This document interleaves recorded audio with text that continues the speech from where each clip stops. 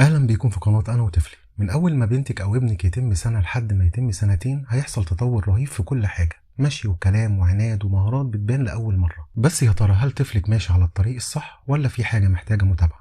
في الفيديو ده هنعرف سوا كل اللي بيحصل لطفلك من سن سنة لحد سنتين خطوة بخطوة. خليكي معانا للاخر عشان في معلومات مهمة لازم تعرفيها. من 12 ل 15 شهر معظم الأطفال بيبدأوا ياخدوا أول خطواتهم سواء بثبات أو بمساعدة. كمان بيبدأوا يفهموا أوامر بسيطة زي هات اللعبة أو اقعد أو تعالى. كمان بيبدأ يقول كلمات بسيطة زي ماما أو بابا أو كورة. كمان بيبدأ يشاور على الحاجة اللي هو عايزها أو بيسحب إيدك ليها، وهتلاقيه بيلعب ألعاب بسيطة زي الكورة أو تركيب المكعبات. والنصيحة اللي بنقدمها في الوقت ده إنك تشجعيه دايما وما تخافيش يقع، سيبيه يحاول ويقوم تاني وخلي اللعب معاه فيه تفاعل. من 15 ل 18 شهر بيبتدي المشي بثبات، بيبقى بيعرف يمشي من غير ما يقع كتير. كمان هتزيد عنده المفردات وممكن يوصل من 10 ل 15 كلمة مفهومة.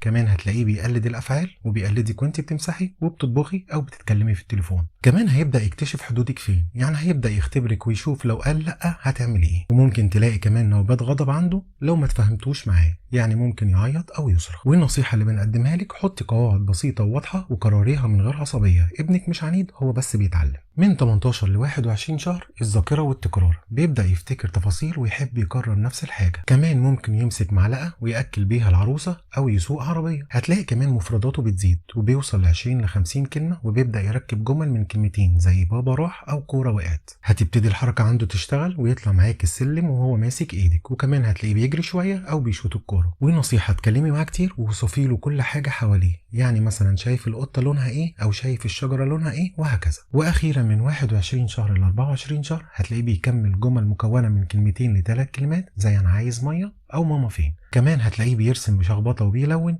وكمان بيتفاعل مع أطفال تانيين بس لسه مش بيلعب معاهم فعليا، وده بيسمى لعب متوازي. كمان هيفهم أكتر ويعرف الفرق بين كبير وصغير أو فوق وتحت. وكمان هتلاقيه بيعتمد على نفسه، يعني يحاول يلبس لوحده أو ياكل بالمعلقة. والنصيحة اللي بنقدمها لك سيبيه يحاول بنفسه حتى لو اتبهدل أو غلط، كل ده خطوات نحو الاستقلالية. خليني أشرح لك دلوقتي بقى تطور المهارات خلال السنة بأمثلة واضحة. أولا المهارات الجسدية هتلاقي عنده المشي والجري والطلوع على الكرسي.